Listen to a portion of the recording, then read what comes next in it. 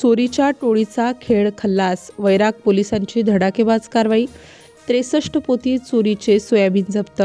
वैराग police ठाण्याच्या हद्दीमध्ये सलग 2 ठिकाणी झालेल्या सोयाबीन चोरीच्या घटनांमुळे शेतकरी वर्गात दहशत निर्माण झाली होती।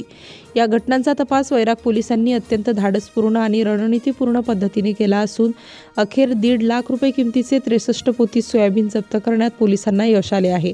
या कारवाईत 2 आरोपींना अटक करण्यात आली असून गुन्ह्यामागील टोळीचा पर्दाफाशही करण्यात आला आहे।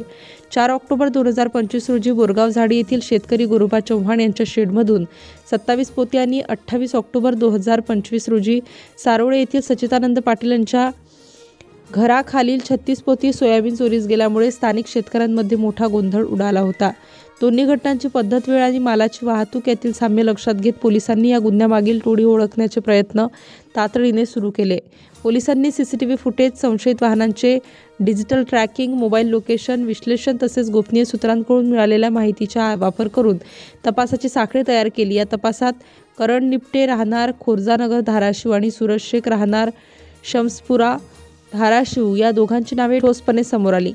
पोलिसांनी नियोजनबद्ध पद्धतीने या दोघांना अटक केली आणि चौकशीत त्यांनी चोरी केलेला माल विविध ठिकाणी लपवून ठेवल्याची कबुली दिली। तपास पथकाने तात्काळ धाड टाकून सर्व ठिकाणांवरून 63 पोती सोयाबीन जप्त केलं। या धडाकेबाज कारवाईत पोलीस हेड कॉन्स्टेबल संदेश पवार, पोलीस कॉन्स्टेबल सुखदेव सलगर, सागर उमाटे, मुकुंद माडे आणि सायबर शाखेचे रतन जाधव यांनी निर्णायक भूमिका बजावली। सध्या अटक आरोपींकडून पोलिसांनी या टोळीचे इतर सदस्य, चोरीमागील आर्थिक व्यवहार आणि मालाची विक्री व्यवस्था याबाबतचे महत्त्वाचे धागेदोरे मिळवत तपास अधिक व्यापक केला आहे। पोलीस निरीक्षक कुंदन गावडे यांनी पोलीस अधीक्षक अतुल कुलकर्णी, अप्पर पोलीस अधीक्षक प्रीतम यावलकर आणि उपविभागीय पोलीस अधिकारी अशोक सायकर यांच्या मार्गदर्शनाखाली संपूर्ण ऑपरेशन यशस्वी केले। वैराग पोलिसांच्या या प्रभावी कारवाईमुळे परिसरातील शेतकरी वर्गात मोठा दिलासा निर्माण झाला असून पोलिसांचे अभिनंदन होत आहे। वैराग पोलीस ठाणे हद्दीमध्ये बोरगाव आणि सारोळे या ठिकाणी 2 सोयाबीन चोरीच्या घटना घडल्या होत्या। त्या अनुषंगाने वैराग पोलीस ठाणे येथे गुन्हा नंबर 326/2025, 303/2 प्रमाणे तसेच गुन्हा नंबर 357/2025, ANS कलम 303/2 याप्रमाणे फिर्यादी गुरुबा चव्हाण यांनी तक्रार दिली होती। त्या अनुषंगाने सदर गुन्ह्याचे तपास पोलीस हवालदार पवार हे करत होते, संदेश पवार हे करत होते।